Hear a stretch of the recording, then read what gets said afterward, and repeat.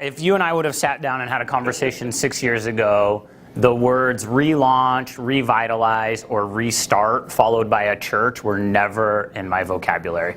That's none of my ministry background. My ministry background is church planting, student ministries, and church multiplication. And so about 6 years ago, I called my friend Doug Mai, who some of you are familiar with. You've seen him on stage. And Doug and I served together in Las Vegas for a little bit. And I called Doug and I said, hey, Doug, I'm a campus pastor at a multi-site church in the Bay Area. I said, Doug, I think God's calling me to be a lead pastor and I don't know what to do. And so he and I had this conversation for like a half hour. And I remember at the very end, his advice was this. It was very simple. It was, Neal, put your head down and do the job you're doing. And I was like, okay. And so my grandma is a German immigrant, like straight like from Germany, and I grew up with my mom and my grandma. I actually shared a bedroom with my grandma from when I was like 2 years old to like 6 years old. And so I have like strict obedience to elders like glued in me from a young child. So when my mentor says, put your head down, do your job, and get a paycheck for your family, that's exactly what I did. And so I did that, and for the next 6 weeks I was miserable. And so I called Doug 6 weeks later and I said, Doug, I've done everything you said and I'm so scared to call you right now, but I'm miserable. And he said, okay, Neal, it's time. And I was like, that was a test. Like, you were totally tricking me. But I appreciate what Doug did, is Doug wanted to see, was I ready for that? Was I ready for what God was asking me to do and to go into that? Now, I want you to listen to everything that I say through this filter. I never wanted to like turn around a church. Like I never sought out to restart a church. I never sought out to relaunch a church. I don't even think I'm a church planter. Like I have friends that are church planters and they're really good at that. Like that's what they should be doing. I just thought that, you know, like I would be a student ministries pastor my entire life. That's what I wanted. So, you know, you've talked to people, and maybe some of you even in this room, you had this like one day, this aspiration, like I want to lead a church. Like that's what I think God is calling me to do. Like that wasn't me. So when I got into ministry, I thought I'm going to be a student ministries pastor forever. Like I loved working with students. I loved going to summer camps, to winter camps. I loved sitting like knee to knee with students. I loved taking them snowboarding. I really enjoyed that. And so I just want you to like keep that in mind, that I never wanted to be a pastor. I grew up in a home where, you know, I already shared with you, my parents were divorced. One weekend I'd be with my mom. One weekend I'd be with my dad. One weekend I'd go to church with my mom in Big Bear Lake. The next weekend I'd go to the swap meet with my dad in Santa Clarita. And so I was super confused on like what you do with religion and what that looks like. And so for the next 45 minutes, what I want to do is I want to share with you 7 key lessons that I learned from accidentally relaunching a church. And what my hope is that some of them you may go like, hey, that's good. And I'm not going to give you all the like pretty stories. So if you came for like, hey, here's all the pretty stories, like everything's going to work out okay. Like I'm going to give you the real life stories, and I'm going to give you some ideas that might work in your context. So I understand, I've lived in enough cities and locations to know that like what works in my city might not work in your city. And what God did in our church 5 years ago, He might not want to do in your church this year or next year. So what I want you to do, really with what I give you, is to take it to the Lord and go, what sticks? I don't know if you've ever played darts. I hope you have, but sometimes you hit the board and sometimes you don't. And so for you, I hope that you look at some of these things and say, what does this look like? Because what God is doing in your life is different than what He's doing in mine. And God has a plan for you and a plan for where He's going and where He's working. I want to tell you too, like if you walk out of here and go like, oh my gosh, that is so simple, that was my goal. Like I'm not, like I can't give you like rocket science in this. Like that's why I said I accidentally restarted a church. So the first lesson that I want to share with you that I learned from accidentally relaunching a church is your church needs vision and direction. Your church needs vision and direction. Before I came to Coastline, Coastline had a rich history in our community. I think when I showed up at Coastline, they had just turned like 95 years old or 96 years old. Coastline had been in the community for a long, long time. But rich history also means lots of tradition, lots of expectation, and if there's poor leadership, it means lots of baggage. And so when I got to Coastline, I had been praying and processing and saying, God, what are you doing? What do you want to see happen? Where do you want to see this happen? What does it look like? And on the same token, on the other side, Coastline had been doing the same thing. And they were ready for some change. And so I printed out a document, but I already told you I'm a former student ministries pastor, so I forgot it. And I wanted to show you this like one-page document. If you want it, I'd be happy to send it to you. I'll give you anything. I'll give you all these notes, any resource that I can give you. I want to give everything away to you if there's anything that I can do to help. But I took this document that I had been working on it for a while, and I met with our elder chair, who was this guy at the time, David, and God had already been working in his heart. And you guys, I just got to say, like a quick side note, I've been very blessed working with elder chairs who are like visionary, mission driven, and Christ-centric. Like I've been super blessed with that, where I haven't had these like, we're going to fight on this and fight on things that are like not even worth the gospel. So I sat with David before our second elder meeting that I went to, and I sort of slid this document across the table, and I was like, hey, here's kind of what I've been thinking and praying and processing, and we're having lunch. And I was like, hey bro, I think that if I remember this right, I was like, I think this is what we should do over the next year. And he read it and he was like, I think we should do it this month. And I don't know if any of you still have like a little kid inside of you, but I was like, yes, finally, like we don't have to wait a year to do this. And so it was rad. So we go to our next elder meeting and he just like goes to bat for me, like lead blocker, whatever analogy that you want to use. He goes to bat, and he saw how badly that our church needed vision. And so I had been praying before coming to Coastline and working on this document. Coastline had been praying before Neal came. They knew they needed something, and God was working something where he was getting the two of us together and united. Now, some of you might say, Neal, why did you wait until your second elders meeting to do that? And maybe you're not. Maybe you don't even think, you're like, because I think that. Like, I think that way. Well, why did you wait till the second one? Why didn't you do it immediately? And there's two reasons for that. The first reason that I didn't do it immediately is because I wanted to sit with the elders, and I wanted to see how they had been working together. Never move a fence unless you know why it's there. Okay? Never move a fence unless you know why it's there. And so I wanted to see what they had been doing so that I could come in and work alongside them. I didn't need to come in as the 37-year-old that was cocky and just go, I know better than you guys who've been here for a long time. I didn't want to be known as that. And the second reason, and I might cry, is because during my first elders meeting, I got a text from my sister that my dad had 24 to 48 hours to live. And so I got that during our elders meeting, and I said, guys, I'm leaving. and they were like, what? And I was like, I just got a text, my dad's dying. And so they came alongside me, they prayed for me, and I left. And so my life when I got to that church, just like my personal life came crashing. And I can tell you more about that, but we're talking about turning around a church today. And so my dad was stubborn, though. He didn't die in 24 to 48 hours. He waited 72, and then he died. And then so at our second elders meeting, after David and I had lunch, he talked about, our need for mission and vision. And what I've learned, and if you can learn anything, this is like a sub point, is just learn to be like Jesus. And you guys are like, people have been telling me that my whole life. But here's what I would say is learn to ask good questions, right? When the blind man comes to Jesus, Jesus says, what do you want from me? Well, you and I go, it's obvious, Jesus, he wants to heal. But sometimes Jesus asks good questions so we can get good answers. So I sat in our second elders meeting and I said, guys, what's the mission of this church? Dude, it was silent. Like, none of our elders knew the mission of our church. And so one of the guy goes, literally, exact quote, "Larry, what's the binder say?"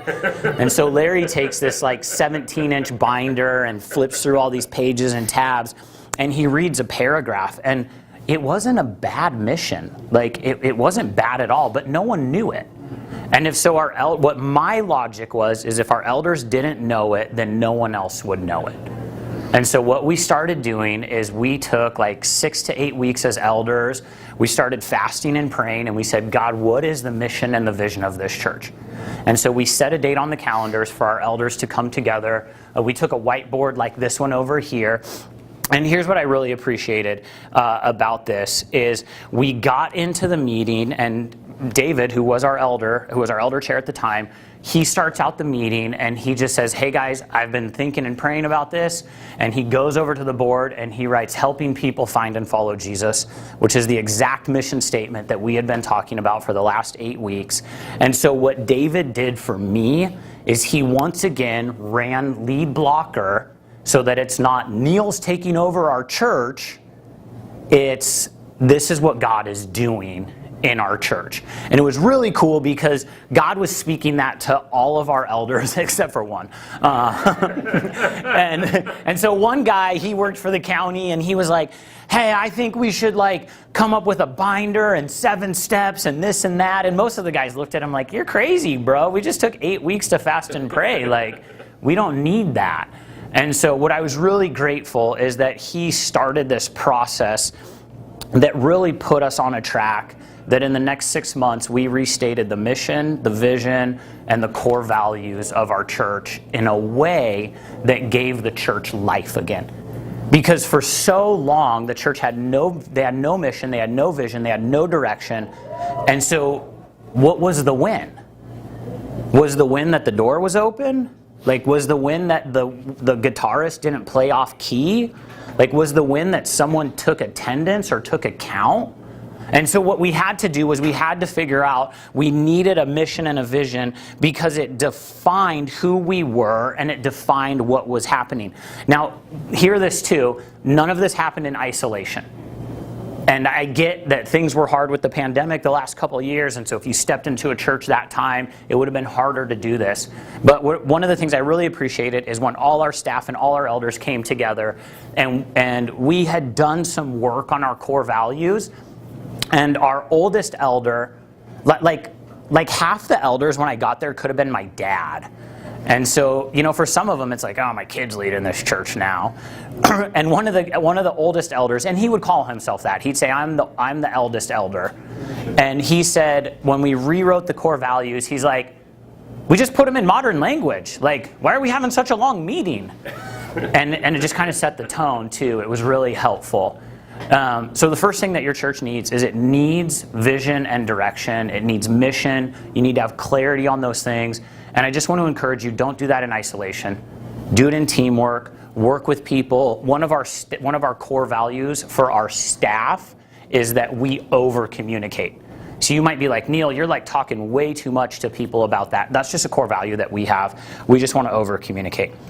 Now this leads me to the second thing that I want to share. And it's not like you do these things like, "I'm going to do this in the first 3 months and I'm going to do this 6 months later." Like, everything that I'm talking about, you're probably going to have to be doing at the same time.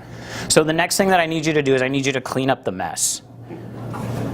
Okay, the reason that you're there, or the reason that you're launching your church or revitalizing it, or reason your buddy's patting you on the shoulder right now is because your church is a big old mess. And every single one of our churches has a different mess. I have a buddy, he went to a church as a student ministries pastor. The intention was he was going to be the executive pastor. After 2 years, he becomes the executive pastor.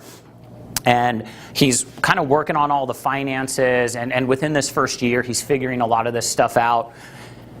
And so he goes to the former business administrator's house one day because he was like confused on something. And he goes to his house, let's just call the guy Bob. And he says, "Hey Bob, I got some like paperwork here and I'm trying to figure out the church finances. Can you help me?" And Bob says, "Oh, you know, Jeremy, come on in." And so Jeremy comes in and they're sitting down and talking. And after they like kind of solve the problem that Jeremy's working on, Bob says, "Just wait a minute." And so Bob goes back to like his office in his home and he brings out some paperwork and he says, "Hey Jeremy, there's a bank account that you don't know about and I want to give you the paperwork for that account. The account had $600,000 in it. Bob didn't trust someone within the organization, so Bob creates a separate account under the church's name, doesn't tell anyone about it because he wants to make sure the church is okay. Well, my first response as a church relauncher, because now that's what I know I am, is I said, do you need a tithe on that? And so just always look for opportunities to ask for money. But some of you need to clean up the finances. Like some of you, dude, your books are a mess. Like you have no clue financially what's going on in your life. Cash on hand is one of the biggest things you have going for you. How much cash you have tells you what you can do. It tells you what you can go out and do and what you can also not do. Now, the second thing is some of you need a physical cleaning. Like you look at your building and you're like, oh my gosh, this is crazy. Like some of you, I just want to give you the permission right now to go call your local municipality, whatever it is, order a 40-yard bin, invite 20 people to your church and clean up the crap. Like just get the crap out of there. Like that person who bought that thing 20 years ago, like just get rid of it. And we literally had to wait till one guy went on vacation because we were like, this guy's just going to throw a fit. And so he went on vacation, we threw all the crap away. Seriously, and you know what? It feels so good to just clean up that closet, to clean up that room, to clean up that thing. If you haven't used it for 6 months, just get the crap out. How many of you have read the Old Testament? Okay, good. Thank you. Do you guys remember? Right? There's one of the priests, and he literally just has to go into the temple and clean it. Like because Israel, the reason that he did that is Israel had brought in idols. Now I don't expect that you have idols in your church, but you just have crap. So just clean it up and get it out of there. Okay. Yeah. Now the third thing on this clean up the crap is you might need to clean up the spiritual state of your church. And the first two are much easier than this third option. When I got to Coastline, we had gone through a church split in 2015-ish. I'm not here to tell you about the history of Coastline because I'm here to write the future for what God's doing. But my summary prior to Coastline, and I've said this many, many times before, is prior to my arrival, Coastline was defined by bad leadership decisions. And so if people ask me, well, what about the history? And I say, Coastline was defined by bad leadership decisions. I'm not here to talk negatively about anyone, and I'm not here to write a history book on the church. But we had bad leadership decisions. Some guys before me grew the church from like 900 to 140 when I got there, and spiritually it was just a wreck. And so we were preaching through the book of Acts. A lead pastor, an interim pastor, and another lead pastor had all started the book of Acts. No one ever finished it. The farthest they got was like Acts chapter 9. And so I stood on stage, I said, I'm going to be the one guy to finish the book of Acts for you. People were elated. Like, they were thrilled. And so like a couple months into the book of Acts, it wasn't in my notes. If you see, I'm a manuscript preacher. That just makes me feel more comfortable. I like to have my notes with me. And so we're standing, I'm standing on stage, but it's not in my notes. And I just had heard so many people's stories. And I stood on stage and I just said, hey, you guys, I am so sorry for what happened here. I'm so sorry for every single one of you who have been hurt.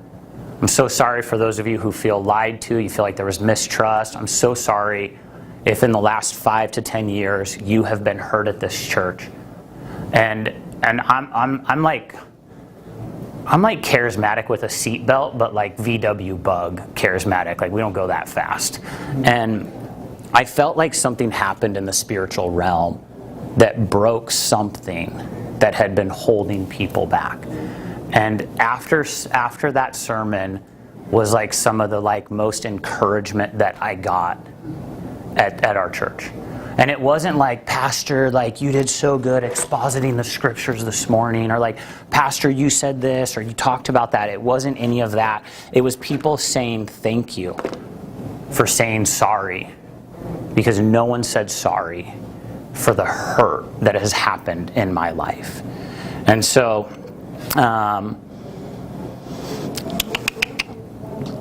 I think some of the most helpful words in the English language are, I'm sorry. And if you're too prideful, and I'm not saying this is anyone, but I'm just saying this as a blanket statement. If you're too prideful to say you're sorry, for something that you've done or something that someone has done before you, you might want to consider something else. Because it's okay to stand on stage and tell your church that you're sorry and to see life change. But I can also tell you that like you will see some amazing things happen if you can just say those words, I'm sorry. So the third thing, the next priority that I want to bring you to for here is write this down. Take care of your staff. I just want to like give you permission. I want you to make that a priority. Take care of your staff.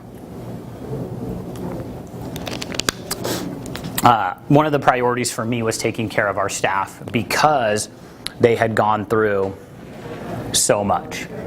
And so like I interviewed our staff before I came to the church, and I knew they had been hurt, but I didn't know how bad they had been hurt. And you know, it's like when you get married, like you know about your spouse, but then once you get married, then you're like, oh no, oh yeah, okay. That's probably how my wife felt, like marrying me, like, oh great, this is what I'm stuck with. And so then our staff started telling me how like, hey, I wanted to leave the church. Literally, I had staff members tell me they were praying that God would release them from serving on staff at the church. And I was like, man, these guys, they need some like help. They need some like joy. And so you're casting vision, you're cleaning up the mess, and now you're caring for your staff. And I'm telling you, this all happens in like the same day. This sometimes happens in the same hour. Sometimes it even happens in the same meeting, what you're going through. One of the ways that we cared for our staff at Coastline is we slotted a regular staff meeting. So I interviewed our staff, and I said, tell me about the meeting schedule.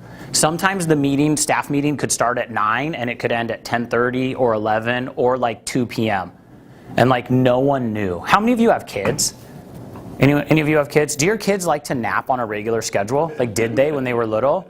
My kids love a schedule. And so one of the ways we cared for our staff is we said staff meeting is 90 minutes. It's from 9 a.m. to 10:30 and it'll be done. And something else you can do, write an agenda. Give it to them ahead of time. Then they know what's coming, they know what's going on, and they know what's happening. Another way we cared for the staff is we used this book. It's called The Unstuck Church. I wish Tony Morgan would give me royalties for how many times I've talked about this book and how good it is to have. Yes. Don't kill me, but we call this the Blue Bible at our church with our staff because it just gave common language, and we could come in and we could say, hey, what's going on and what's happening here, and what did you learn from this? What went on? We would take certain times of our staff meetings to talk through this book. There's a great graph here, and it's on page 6, and we just decided, where's the church at? Like, where are we within this continuum? And then it let all of us know. It was like real clear, like we're right here as a church, and this is what's going on. And so if you no one's like surprised. No one's like, oh my gosh, we're this or we're that. It was like, no, we're pretty clear on like where we're at and what was going on. And I seriously think whatever this thing costs right now, it used to be $17. That's worth your ROI. And then another way to care for the staff is bring them to like something like this, because you get a common language. Like you leave here and they're like refreshed, they're encouraged, they enjoy it. Take your staff out to lunch.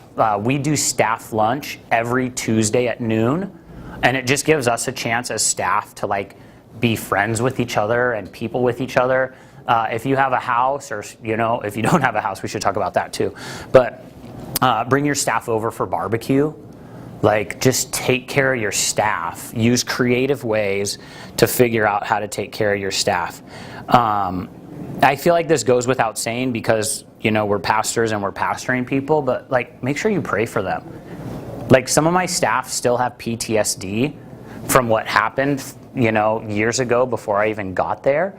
And so we'll make decisions, and I see like stuff going off in them. I'm like, oh, they have PTSD, like something happened before.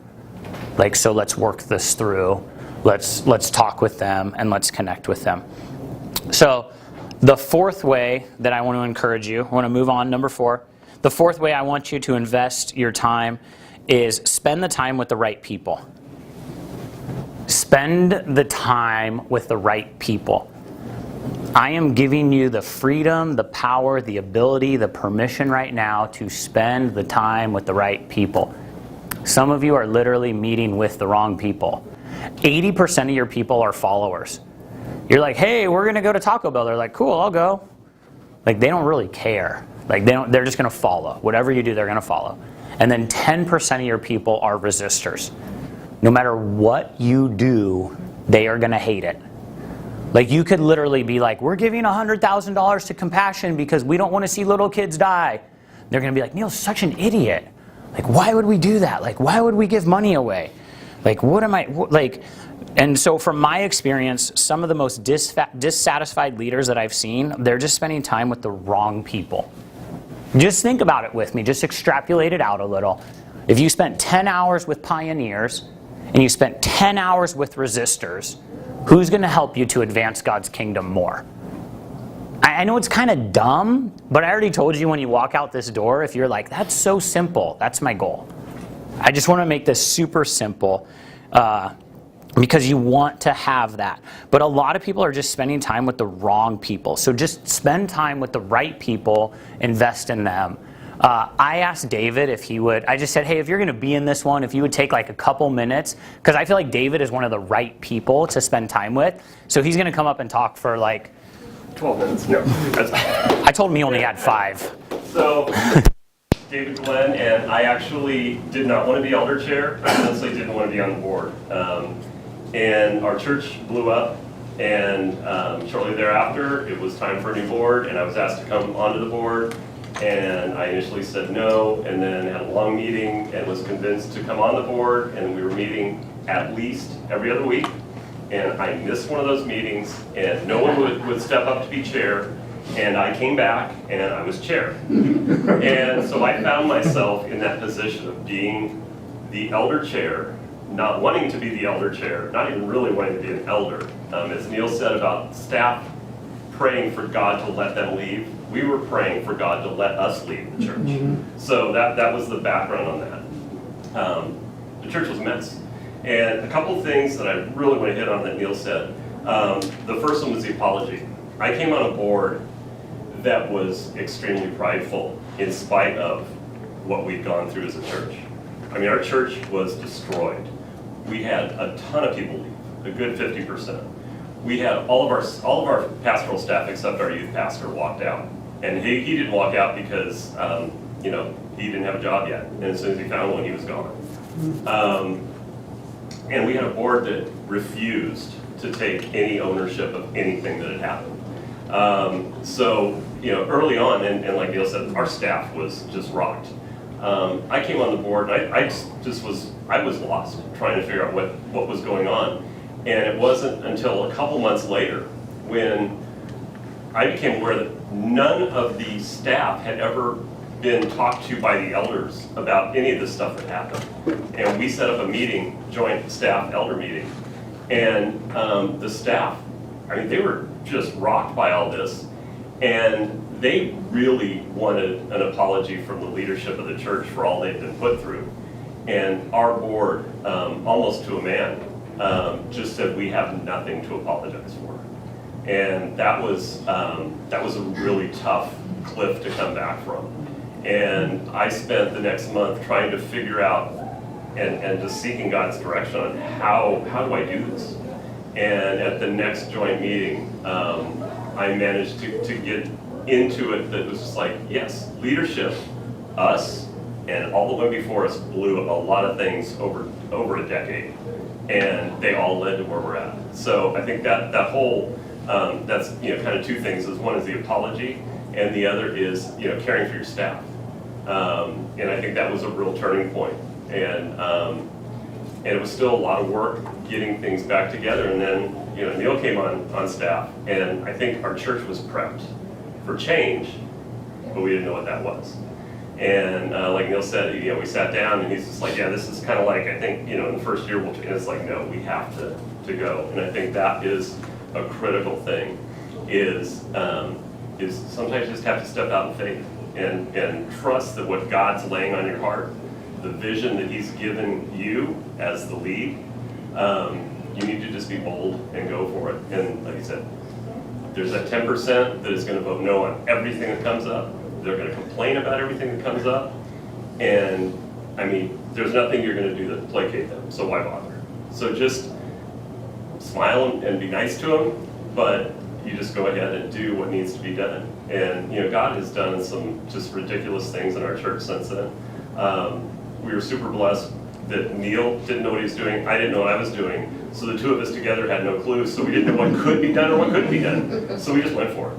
And I think sometimes, I don't want to say ignorance is bliss, but sometimes you just have to trust that God's got a plan that's way bigger than any of us, and trust that He's going to work it through if we're faithful. Prayer, obviously huge. Listening to Him, obviously huge. Getting counsel from each other, talking through these things. We had a lot of conversations. I mean, it was, Karen said he was, like almost my second spouse at one point, because we were communicating so much every day, and that was super important. And but to see what God has brought us into, and when it came to the point where we said, we're not the church we were, and we had a lot of people that really wanted us to at some point become what we were, and that's where we had to really put this draw the line in the sand and say, Coastline is a new church. We need to accept that fact. We need to relaunch. We had a relaunch party, and we said, we're a new creation, and God's going to do some really awesome things with us as we go forward. And He has proved to be faithful in that.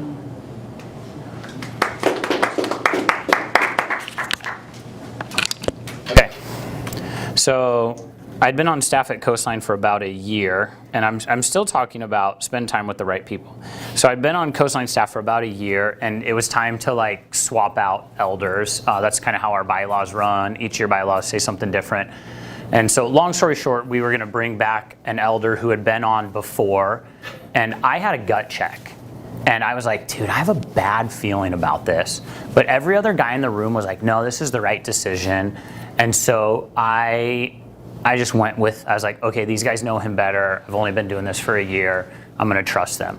Well, long story short, we bring this guy back on the board. Another pastor in town grabs me at a little pastor's gathering we're doing. He says, hey, I think one of your elders is coming to our church. And I was like, oh, cool. And so me and this guy start talking.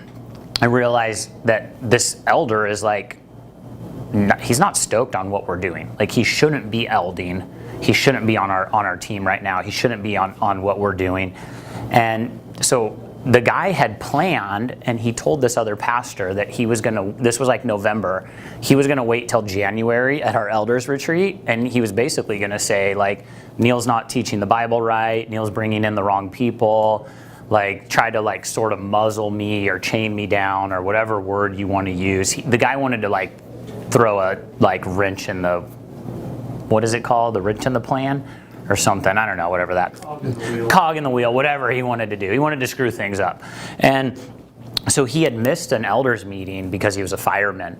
And so I called him and I said, hey, just for conversation's sake, let's call the guy's name Dan. And so I said, hey, Dan, can you and I grab coffee? And so Dan and I meet at Coffee Bean and Tea Leaf, and we sit down. Dan reaches in his pocket and he pulls out a card, and he's shaking. He's this 55-year-old guy shaking. I'm like, oh man, he's ready. And so he has his 8 points of why Neal sucks, and my offenses against Neal. And thankfully I'd had good relationships with other pastors in town. And so my buddy had given me kind of everything. So I knew what to come into this meeting expecting. And this guy wanted me to preach like someone else, right? I'm so thankful for whoever said that, we're kind of close to LA. I think it's called Grace Church, John MacArthur. We're close to Grace Church. This guy wanted me to be John MacArthur. So I made sure to say, I'm not Bill Hybels. This one was okay to say that name. Now it's really okay to say that. Yeah, no. I'm not Stephen Furtick. I'm not John Piper. I'm not John MacArthur. I say John MacArthur, he laughs. I'm not Rick Warren. I know he wants me to be someone I'm not. He gets all his stuff out of this and that, and he says, hey, I just want to let you know I'm leaving the church. I'm stepping off, as an elder. And that was one of those times where I had to spend the time with the wrong person to make the right decision, because you got to circle back to cleaning up the mess. And so if we would have kept that guy on, it would have been bad. And but let me tell you about like being with the right people. Right when we got to Coastline, we knew we wanted to meet people, so we scheduled something. This is something real practical, and we just called it Pie with the Pastor. And we did like 8 or 10 of these at our house, different times, different hours. And we invited people to our house. And I'll never forget this one lady in her 60s. She's leaving our house, and she's like, I've never been to a pastor's house before. I'm like, oh, here you go. So we just spent time with the right people who wanted to be around us and who wanted to see what was going on. And then another way to spend time with the right people is I found a guy in town who's been pastoring a lot longer than I have. And I just reached out to him. I said, hey, can I take you out to breakfast? And I'd sit with him and I'd say, hey, here's what we're working on. And he'd give me advice. And one morning we were having breakfast together. And I said, hey, I don't know if the church is going to keep me. Like, we're making a lot of changes. Like, we're cleaning up the mess. We're casting mission. We're casting vision. I don't know if I'm going to stick around here. And he said, just swing for the fences. And I'm not a baseball player, but I was like, oh, I get that. Like, I can do that. And so I just want to give you the power to swing for the fences. Like, if you're not swinging for the fences, you're never going to hit it over. And don't get me wrong, like singles, doubles, triples, all that is really good. But dude, go for the fence every now and then. Swing for the fences. And we swing for the fences at Coastline. Like, we see some really cool things happening. And it's just rad. So swing for the fences. And then this too, let me just give you one last story for swinging with the fences, is we had someone call us one day. They'd been at the church a long, long time. I think the wife had started coming to the church when she was 8 years old. She was 88 years old. She was in the hospital. She was dying. The family said, she's dying. Can you come? I bring our worship director. Never go anywhere alone. I bring our worship director. We're in the hospital. I'm watching her breathing. She doesn't breathe for 2 minutes. I'm like, hey guys, she hasn't breathed for like 2.5 minutes. And they were like, oh yeah, grandma's dead. Like, but just be with people. Like, be there. And right now, I'm shepherding her widowed husband, who's 92, and we just checked him in to like a care facility. So you're doing. Remember, I said you're doing all of this simultaneously while this is going on. Okay, so I've given you 4 points already. Do you have any questions? Can we take like 5 minutes? And if you have a question, you're like, okay, I'm dying to ask this, Neal. If not, that's okay. But I just want to give you the option. If you're like, tell me more about that, or. When you were having that meeting with that elder, were you prepared to tell him that he needed to go? Yeah, but I had already known he was going to leave the church. Yeah. So I kind of lucked out where I wasn't the jerk.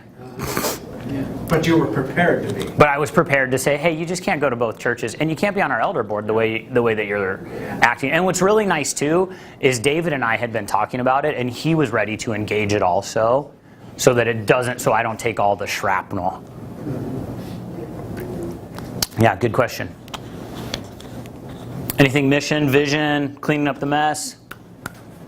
Yeah, Neal, just regarding the spiritual side of it, Yeah. as you're trying to take the spiritual pulse Yeah. of the congregation and get a sense of how they respond to prayer and the teaching, and are they engaged? Are they just going through the motions? Yeah. Are they apathetic?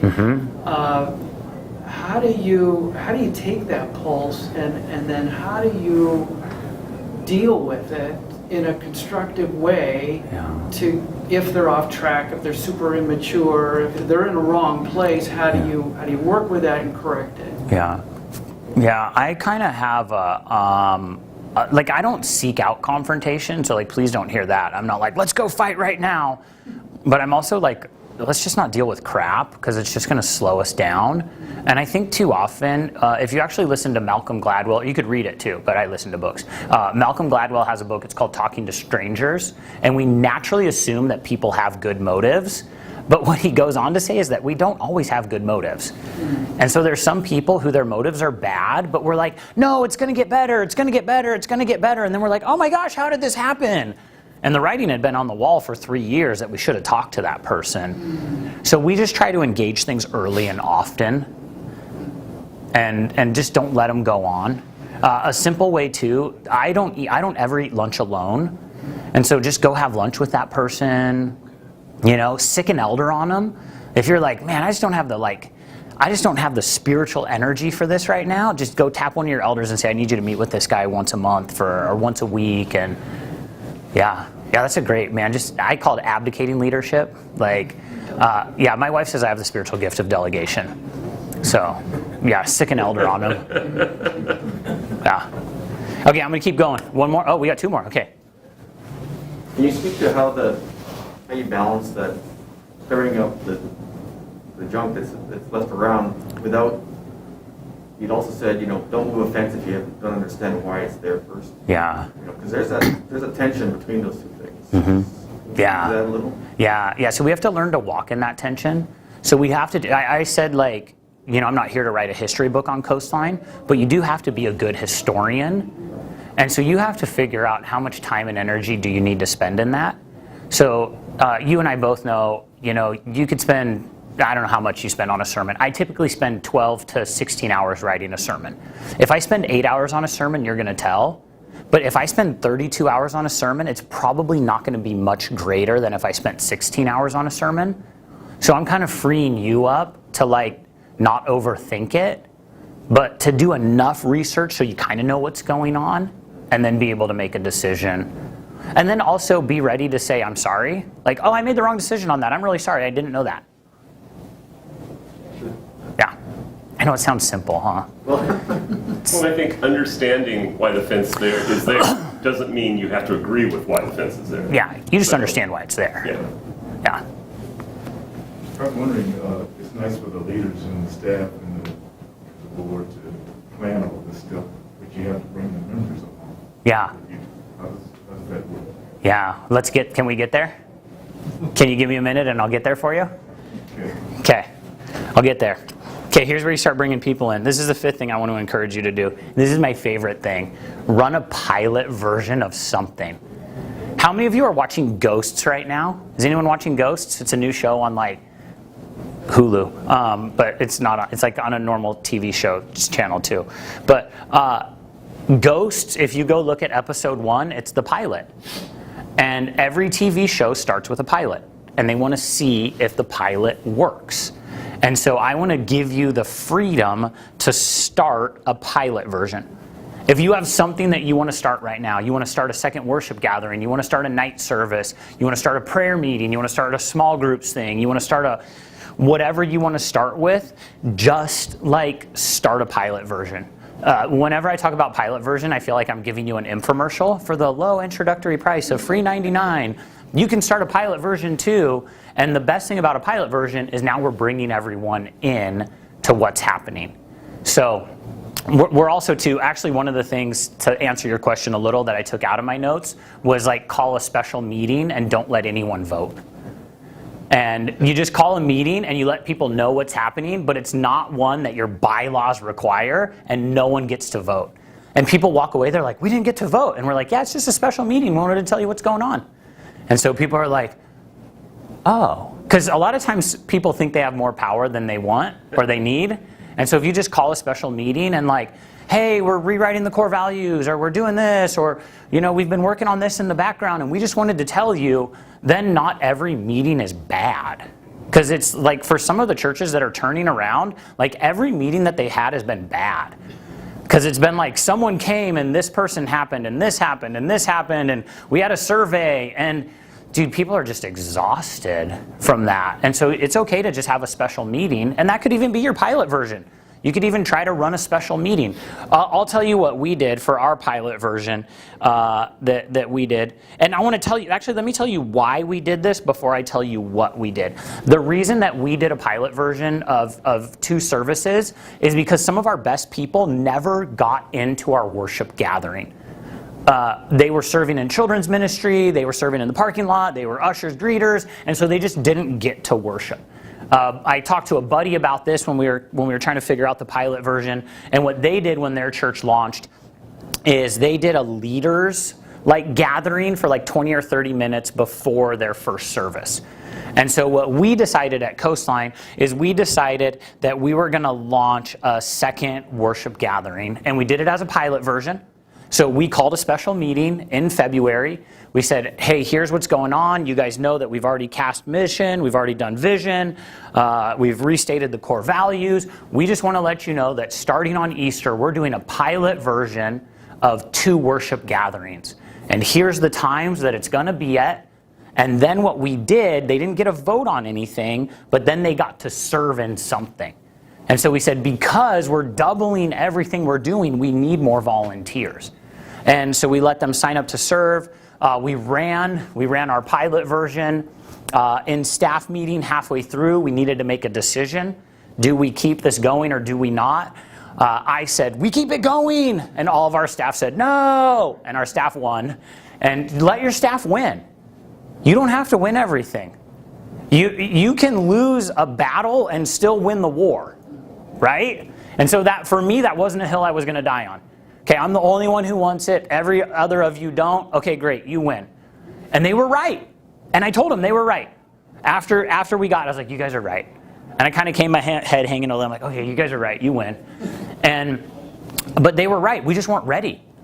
Our volunteers weren't ready, our children's staff wasn't ready, our hospitality team wasn't ready.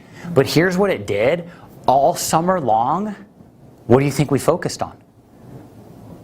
We focused on getting ready to launch a second service. And it made all of our team work together. And the team who hadn't worked on anything cohesively for a long, long time was now spending from February till August on the same exact goal. And it was really cool how that pilot version turned out. We needed a lot more volunteers. We needed to focus on leadership training. We needed to focus on building people up. You've all heard this, that at every football game, there's 60 people in the stands who are in desperate need of exercise, and there are 22 guys on the field who are in desperate need of rest. You have a lot of people in your church who know a lot about Jesus, and they need to start serving. They need to stop just sitting and taking it in. Now, here's the great thing. I told you I'm going to give you the horror stories too. Not everyone will like your pilot version. Okay?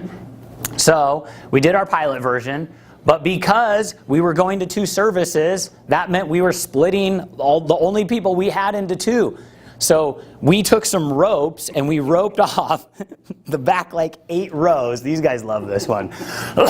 And we got one like offering envelope that someone wrote on the back. I should have brought it for you. I want to frame it. And it says, I hate your ropes. I'm leaving the ch. Like they couldn't even write church. They were like so pissed at us. And I was like literally, and so we keep that. Like I have a little thing in my office and I keep that. And I'm reminded that if you launch a pilot version, someone is going to tell you, I hate your ropes. I'm leaving the ch. Because they just can't figure it out. So someone might leave your church if you do what I ask you to do. Okay, the next thing. Are we on number 6 now? Is this 6 already? Whew. Okay, number 6 is consider relaunching the church. Consider relaunching the church. When I got to Coastline in 2017, I had no goal whatsoever to relaunch Coastline. But as we started casting mission, casting vision, as we cleaned up the mess, as we met with leaders, as we spent time with the right people, we did pilot versions, then I started talking to people. I told you, bring your staff to a conference like this. So I was talking to people, guys at a conference like this, and it was like, oh, we need to relaunch. Like, we need to let our community know this is a new church. This isn't the same church that did all the hurt. This isn't the same church that the bad stuff happened at. We needed to relaunch, and it was really obvious. I actually pulled up an email so I could share some of that with you in this section about what we did. And so we talked to all these kind of people and friends who gave us input and advice, and then it's my job to come to the elders and say, what is God asking of us? Like, is this just a really cool idea to relaunch the church, or should we really do it? And so we decided as elders we should really do it. And so we worked with an organization, it's called Start Church. We were Coastline Bible Church, but really we were First Baptist Church doing business as Coastline Bible Church. And so we went to a company called Start Church. We flopped those. So now we're officially Coastline Bible Church, and we can still do business as First Baptist Church of Ventura. Now, people asked us, why did you do that? Why do you keep a DBA? David says money, and he's right. Because someone has you written in their will somewhere, and when they write a check to First Baptist Church, don't you think I want to be able to cash it? Yeah. So we kept First Baptist Church as our DBA so we could still do business as First Baptist Church. Corporation too. Yeah, so you have all that. Start Church does all that paperwork. They're smarter than me. I can't. We did the corporation, everything. Yeah, I can't do that stuff. I don't know any about that. In 2017, when I got to Coastline, I met with 3 different people, and they said the same line to me, the same effect. They said, Neal, you are the last chance for Coastline. I was 37 years old. I walked away from each of those meetings. I thought, no pressure. Don't let people put their expectations on you. God loves your church way more than you ever will. And if He wants you to relaunch it, do it. And if He doesn't want you to relaunch it, then don't. You don't have to relaunch it. You don't have to do what I'm sharing. This just worked for me. The natural step for Coastline was to relaunch the church. We had already moved to 2 services. We were investing in our community. We were getting people out. We were redoing small groups. When we finally did the official relaunch, it was March of 2019. Took us almost 2 years to get there. If you don't have 2 years in you, don't do it. Like it's going to take time, effort, energy. You have to talk to a ton of people. You're going to learn more than you ever wanted to know. I emailed some guys last week. I said, hey, can you help me with my preaching? For the last 4.5 years, I've been focusing on relaunching this church. I need to focus on my communication again. I just need to circle back to something else. So I put a lot of time and a lot of effort and energy into this.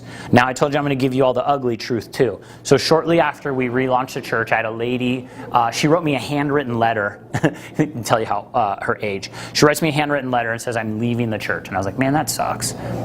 And then she shoots me an email. No, I think I emailed her and said, hey, can we meet? And she emailed me back and she said, well, I'll meet with you, but you're not going to do what I want you to do. And I emailed her back and I said, you're right. I'm not going to do what you want me to do, but I want to meet with you before. And so for me, it was an exit interview. For her, she thought she was going to pitch me on why I should do church the way she thought that we should do church. And so I met with her, and God bless her soul. I've never lived in the South, so I don't know what that means. But so God bless her soul. We were talking, and she said, I don't like this, I don't like this, I don't like that. And have you ever been in one of those meetings where you just have that spirit-filled sentence?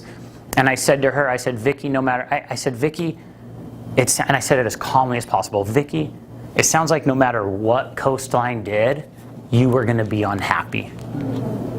And she just kind of leaned back in her chair. Her whole countenance changed, and she's like, yeah, I think you're right. And I said, that's a spiritual problem. Right? And I just took a sip of water, and I was like, what? What? So some of you guys, if you think I'm a jerk, I'm not. I'm not really a jerk. But I want to just read to you what Paul wrote to the church in Colossae. And he said this, and starting in Colossians 2:2, he says, my goal is that they may be encouraged in heart and united in love, so that they may have the full riches of complete understanding, in order that they may know the mystery of God, namely Christ. And there's some people who are at your church and they are just not united in the direction where you're going and what God has asked you to do. And I just want to tell you this, they love the Lord and they're going to go to heaven. And for me, there's 100,000 people in our community who don't know Jesus. And we want to reach those 100,000 people. But if I spend time with the resistors, I'm never going to reach the 100,000 people who don't know Jesus. Before Jesus went to heaven, in John chapter 13, verses 34 and 35, he says this. He says, a new command I give you, love one another as I have loved you, so you must love one another. In my conversation with Vicki, I was as loving as possible. She said, "By this, everyone will know that you are my disciples if you love one another." When I met with that elder who was bummed on what we were doing, I wasn't a jerk. I wasn't mean. We're not called to be mean-spirited. Sometimes you and I have to sit with people who don't like what we're doing, but we have to obey what God has asked us to do. And we have to follow what He has called us to do.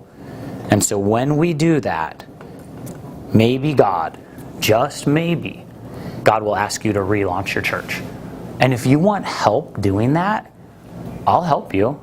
Like, I might come to your church, but like, I'll give you whatever help I can. I'll give you any resources I can. I'll come alongside you in any way that I possibly can.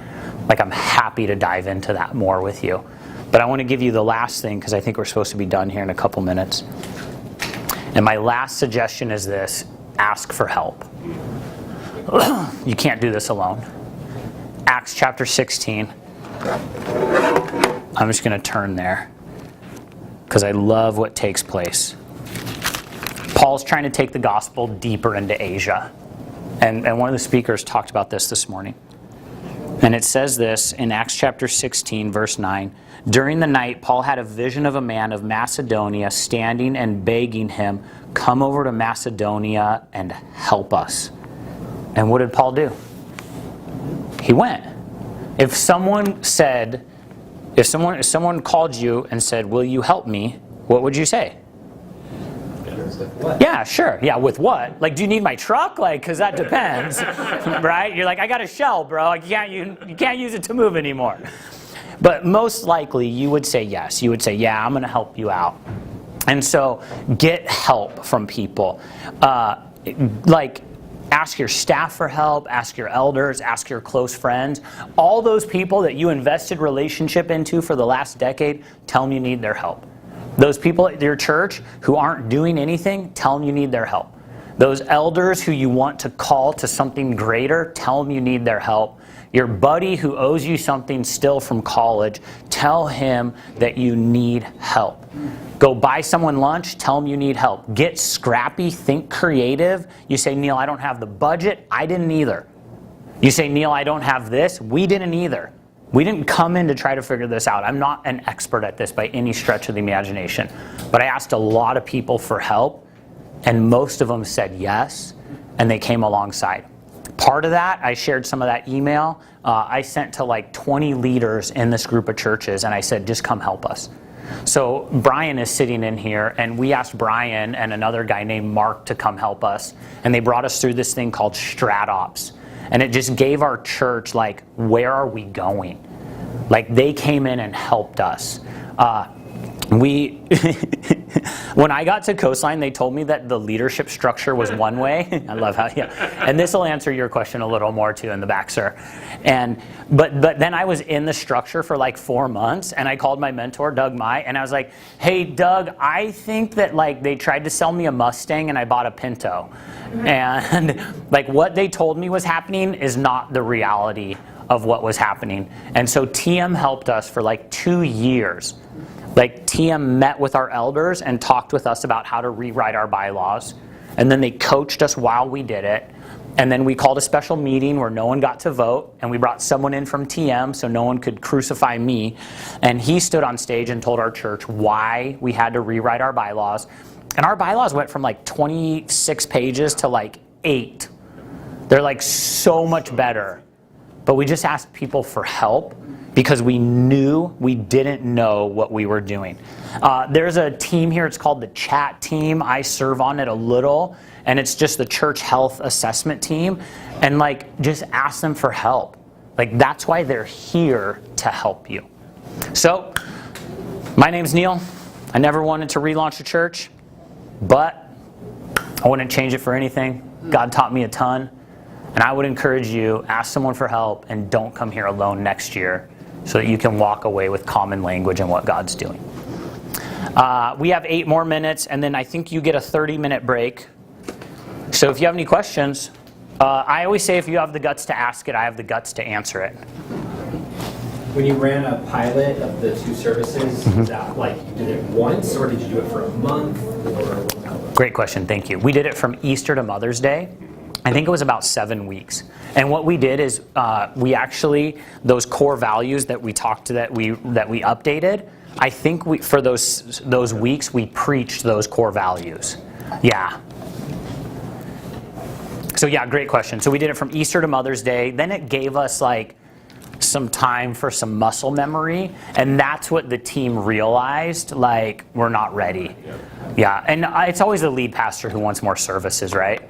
And so the team is like, stop putting more work on us. And I came from, my previous experience was my church, we had 3 services. So when I came in, we had 1. I'm like, this is like, yeah. But I kind of was bored on Sundays. I'm like, can we do something else? Like, wow, we only work for like 3 hours? Like, okay.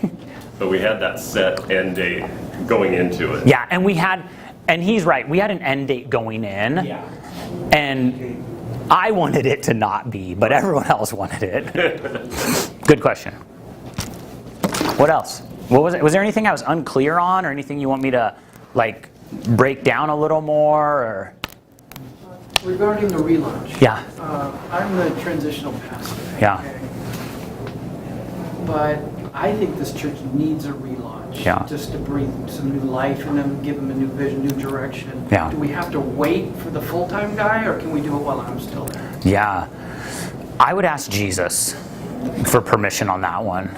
I would say do it, but ask Jesus. I'm swinging for the fence. Yeah. I'm just thinking, why not? Yeah. You know, if we're laying the groundwork, Yeah. everything's the right place for the next guy. Yeah. Why not relaunch and give him something really awesome when he wants it? Yeah, yeah, and I agree with all that. That's what it did for us. It just breathed new life in. Once we told our church we were relaunching, some people were like, why, this thing's great. You know, and it's kind of like, Well, they got a brand new facility. It's just all remodeled. It's super squeaky clean. And it's like, why not relaunch it now? yeah, when do I start? No, I'm just kidding. So Yeah, and maybe you do. I reach mean, out to the community and say, hey, Yeah. we're new, we're different, they're special. This place, this church is for you. Yeah. I want to be able to say that to the people across the street. yeah, yeah. Here's what I would say too, if you do relaunch, I got a buddy named Chase, and he says good things very, very rarely. But I just said that for him. I would say that to Chase's face. Chase told me a great line: don't shoot a bullet when you don't have to. Now some of you are all like, that was a gun analogy, whatever. So don't shoot a bullet when you don't have to. If you're gonna relaunch and do a like grand reopening, don't do it on Easter. Don't do it on Mother's Day. Don't do it on Christmas Eve. We did it on March 3rd. Like, so random, but it was enough time that we could invite you to Easter in like 6 weeks or something. Like, Easter was early. So, and here's the thing too. Like, Easter is a great time to start a church. The summer is a horrible time to grow a church. So if you're gonna relaunch, I would say do it before Easter, or do it like in the fall. Don't do it in the summer. Don't shoot a bullet in the summer. And there's just certain days you don't have to shoot a bullet. People are gonna come. People are gonna show up anyways. Yeah, you're welcome. When you rewrote the bylaws, did you do that after you relaunched that like 3-year period? Yeah, we rewrote the bylaws during that time. So we relaunched March of 2019. Like summer of 2019, we brought in a guy from TM. He explained that you guys told your pastor you were one way and you're not. And to respect your pastor, you need to become that. And what's really cool for me is the church had already voted to move to a different style of leadership. The church had never implemented it. So they had married it, they had never consummated it. And so we just made it happen. And we voted. Do we have like one person vote no? Someone's always going to vote no. No, I think that was the one. Yeah, no, that one we did have. We had one dissenting vote. Yeah. But it was very much. We had guiding principles, and we just never really enacted them. But we went through and rewrote those, and we rewrote them with an eye towards we're going to have to update the bylaws in order to truly implement. So we wrote them, and then we implemented to the point we could, and then we did the full bylaws rewrite. And again, TM helped tremendously with both those processes. But it was just, everything was so much simpler. I mean, our bylaws were those things where just to get an answer to one question, sometimes you have to go to 3 different sections. And it just was horrible. impossible. It was just, That's the boat I'm in right now, and it feels like the bylaws are almost a sacred cow. It's like, oh, we've had these for so long. Yeah. Like, why don't we and I think one thing we found Yeah. is that sometimes one shot does not kill a sacred cow. Sometimes We saw you have that. to shoot them a bunch of times before they actually go down. We can tell you about we can tell you about missions one time, but your bylaws, this is what TM taught us. You should only like update your bylaws once every 10 years. And that's kind of a good thing. So like do the hard work. That's why we took 2 years, because we knew we needed to do it right. And what really helped us is in this previous form of bylaws, we had like 3 or 4 committees, and our elders would spend like 45 minutes to an hour in our meetings talking about these committees. And then we had like 20 people serving in committees. And so we freed all those people up to go get into small groups and actually grow spiritually and like not sit around and think they were the boss of everything. And then 2020 hit, and we were like, oh, thank you, Jesus. Because we didn't have to go ask this person for this, for that, so we could do, like, we would have been screwed. And I say that as kindly as possible. Yeah.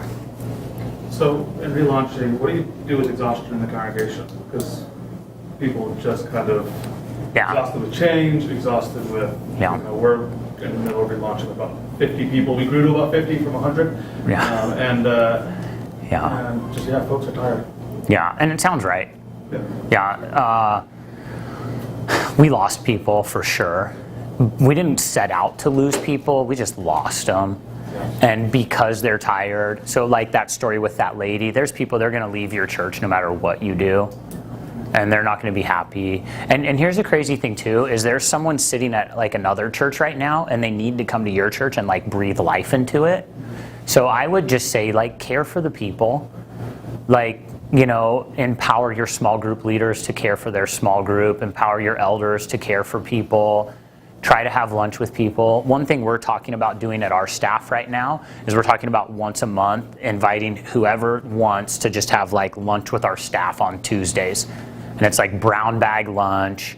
And then they just feel like they have more relationship. So I just like to do ministry and relationship. I don't know if that's helpful. Okay, it's the first thing I thought of.